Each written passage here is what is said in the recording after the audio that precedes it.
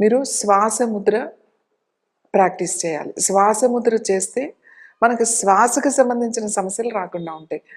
అంటే ఆస్తమా గానీ, లేకపోతే అలర్జీస్ గానీ, లేకపోతే దగ్గు, జలుబు ఇలాంటివన్నీ కూడా బ్రీతింగ్ ప్రాబ్లమ్స్ అన్నీ కూడా మీకు తగ్గుతాయి.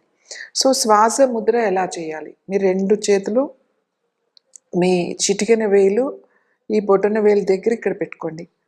ఈ ఉంగరం వేలు ఉంది కదా! ఈ బొటన వేలు మధ్య గీత ఉంది కదా! అక్కడ పెట్టండి.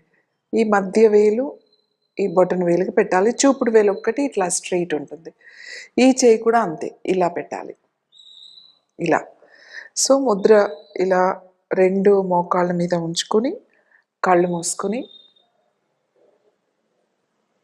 బ్రీతింగ్ మీద ఫోకస్ చేయండి.